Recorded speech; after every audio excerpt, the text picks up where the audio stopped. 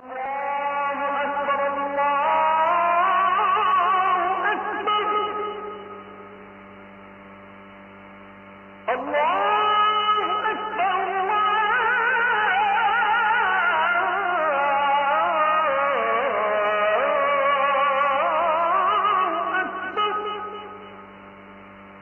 ওয়াজ মাহফিলের মঞ্চ কিংবা মসজিদের মিম্বর, কোনো জায়গাতেই আসলে রাজনৈতিক নেতারা দাঁড়িয়ে বক্তৃতা দেওয়া কিংবা প্রত্যক্ষ বা পরোক্ষ কোনোভাবে ভোট চাওয়া এটা একেবারে সমীচীন নয়।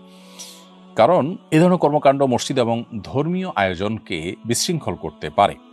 আমরা ইতিমধ্যে বিভিন্ন জায়গায় বিভিন্ন সময় দেখেছি যে রাজনৈতিক বক্তব্য যখন দিতে যায় কেউ, মানুষ হইচই করে, মানুষ প্রতিবাদ জানায়, কারণ বিভিন্ন রকমের বিভিন্ন মতের মানুষজন থাকে। তো অনুষ্ঠানের এবং সে আয়োজনের গাম্ভীর্যটা নষ্ট হয়।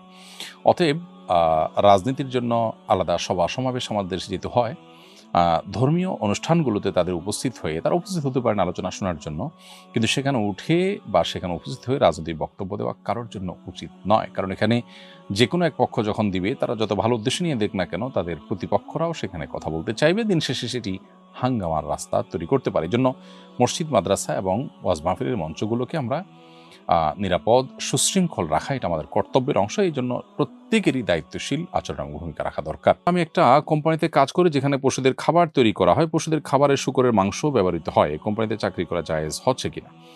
পশুদের খাবারে শূকরের মাংস ব্যবহার করা হয়, যেখানে শূকরের মাংসের ব্যবহার হয় ওখানে কাজ না করে আপনি যদি অন্য কোনো কাজ করেন যেখানে প্রত্যক্ষ পরোক্ষভাবে এর সাথে কোনো সম্পর্ক থাকে না, তাহলে সেটা জায়েজ হতে পারে। ধরুন কোম্পানিতে আরও প্রোডাক্ট আছে, সেই প্রোডাক্টের কাজ আপনি করেন, আর যদি সেটা না থাকে তাহলে এখানে আপনার জন্য জব করা জায়েজ হবে না।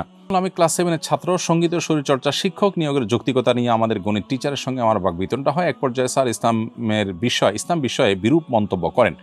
ফলে নিজেকে কন্ট্রোল করতে না পেরে হাতে থাকা স্কেল স্যারের দিকে নিক্ষেপ করি। স্যার আমাকে অভিশাপ দেন। জানতে চাই আমার কাজটি কি অন্যায় হয়েছে, আর এক্ষেত্রে আমাদের প্রতিক্রিয়া কি হওয়া উচিত? কোনো স্যার, কোনো টিচার বা কোনো সিনিয়র ব্যক্তি যদি কোনো অন্যায় কথা বলেন, আমরা অন্যায়ের প্রতিবাদ অবশ্যই করতে হবে। তবে আল্লাহ তাআলা আমাদেরকে শিক্ষা দিয়েছেন, ওয়াজাদিলহুম বিল্লাতি হিয়া আহসান।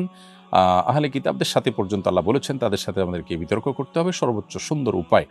অতএব যুক্তি দিয়ে আমরা আমাদের বক্তব্য তুলে ধরবো, তার বক্তব্যের অসারতাকে প্রমাণ করব এবং তার বক্তব্যের খণ্ডন করব। কিন্তু তাই বলে তার দিকে কোনো কিছু ছুড়ে মারা আমাদের জন্য অনুচিত।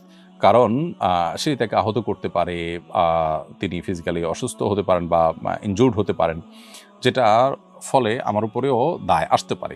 তো আমরা বরং আমাদের কথার বিনিময়ে কথা, তার অযৌক্তিক কথার বিপরীতে আমরা আপনার যৌক্তিক কথা দিয়ে তাকে খণ্ডন করার চেষ্টা করবো। এটি আমাদের প্রতিক্রিয়া হওয়া উচিত। আল্লাহ তাআলা তাদেরকে হেদায়েত দান করুন, আমরা দোয়া করি। এরপরে প্রশ্ন হলো, আমি নিজ হাতে তাড়াই বাঁশের বাঁশি বানাই এবং বিক্রি করি। বাঁশি ও বাঁশির সুরের প্রতি আমার এক ধরনের ভালো লাগা কাজ করে। প্রশ্ন হলো, এই টাইপের বাঁশি বানানো এবং বিক্রির ব্যাপারে শরীয়তের কোনো নিষেধাজ্ঞা আছে কিনা? প্রিয় দর্শক, সূরা লোকমানের 6 নম্বর আয়াতে আল্লাহ রাব্বুল আলামিন লাহওয়াল হাদিস ক্রয় বিক্রয় করতে নিষেধ করেছেন। এই যে লাহওয়াল হাদিসের কেনা বেচার ব্যাপারে নিষেধাজ্ঞা এসেছে, এখানে লাহওয়াল হাদিস বলতে গান, নিষিদ্ধ গান এবং বাদ্যযন্ত্রের কথা বলা হয়েছে। বিষয়টি আব্দুল্লাহ ইবনে আব্বাস রাদিয়াল্লাহু তাআলা সহ বিশ্ববিখ্যাত মুফাসসির যারা আছেন, নবী সাল্লাল্লাহু আলাইহি সাল্লাম থেকে সার্টিফিকেট প্রাপ্ত যে সমস্ত মুফাসসিরগণ আছেন তাদের তাফসীর এটি। আব্দুল্লাহ ইবনে আব্বাস রাদিয়াল্লাহু তাআলা সহ অন্যান্য মুফাসসিরদের তাফসীরের কথা, আব্দুল মাসউদ রাদিয়াল্লাহু তাআলা সহ তাফসীরের কথা ইবনে কাসির সহ অন্যান্য তাফসীর গ্রন্থগুলোতে উল্লেখ করা হয়েছে। এবং বিশ্বের প্রায় সব আহলে সুন্নাত জামাতের উলামায়ে কেরাম একমত যে বাদ্যযন্ত্রের ব্যবহার করা হারাম, এবং যে সমস্ত গানের মধ্যে অশ্লীলতা আছে, যে সমস্ত গানের মধ্যে হারামের প্রতি আহ্বান আছে, সে সমস্ত গান খালি গলায় বলাও হারাম। এমনিতে গানের কথার মধ্যে খারাপ কিছু না থাকলে সেটি খালি গলায় গাওয়াতে কোনো অসুবিধা নেই। তো এই বাঁশি যেটা আপনি তৈরি করছেন, এটা যেহেতু বাদ্যযন্ত্রের কাজ দেয়, অতএব এটি আপনার ভালো লাগা কাজ করলেও আপনাকে বর্জন করতে হবে যে মুসলিম। এবং অনেক কিছু আমাদের কাছে ভালো লাগে যেটা আমাদের জন্য আসলে ক্ষতির কারণ হয়। ঠিক ছোট শিশুর মতো তার কাছে অনেক কিছু ভালো লাগে, আগুন লাল জ্বলছে হয়তো মোমবাতির মাথায়, সেটাও তার কাছে কিন্তু ভালো লাগে, ধরতে ইচ্ছা করে, কিন্তু তার জন্য সেটি ক্ষতিকর বটে।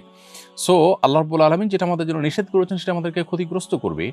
এই বাদ্যযন্ত্রের তাল, এটা লয়, এটি আমাদের মধ্যে শয়তানের সাথে কানেকশন হওয়ার একটা পথ আমাদের মধ্যে তৈরি করে দেয় এবং স্পিরিচুয়ালি আমরা ক্ষতিগ্রস্ত হই। আপনি দেখবেন যে এগুলোতে যারা আসক্ত তারা দিনের পথে খুব বেশি ফিরে আসতে পারেন না। বরং যত শিরক আছে, যত পুজো আছে, এগুলোর অপরিহার্য আইটেমই হলো এই বাদ্যযন্ত্র। অতএব একজন মুসলিম এগুলো থেকে অবশ্যই বেঁচে থাকতে হবে এবং তার ঈমানের বিষয়টি যে আল্লাহ যা আমাদের হারাম করেছেন সেটা থেকে আমাদেরকে দূরে থাকতে হবে।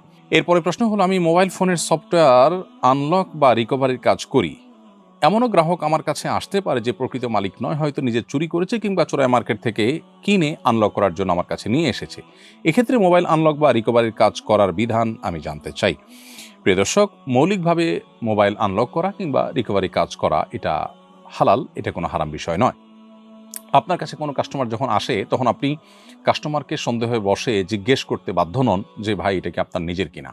তবে যদি কোনো কাস্টমার বারবার আসে এবং সন্দেহ হয় যে লোক চোরাই করা মাল নিয়ে আসে বা চুরি করে মাল নিয়ে আসে, কারণ একই লোক বারবার বিভিন্ন রকমের ফোন নিয়ে আসা এটা নিশ্চয়ই ভালো আলামত নয়।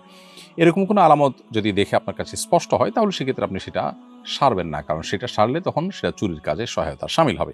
এছাড়া আপনি সাধারণ কাস্টমারদেরকে সন্দেহ করা কিংবা তাদেরকে জিজ্ঞেস করার কোনোটি কিন্তু আপনার জন্য আবশ্যক নয়। আমি যুক্তরাজ্য প্রবাসী, আমি কেবলা দেখার জন্য একটি অ্যাপ ব্যবহার করি, পরে অন্য একটি অ্যাপ দেখে বুঝেছি আমি গত 3 মাস ভুল দিকে নামাজ পড়েছিলাম।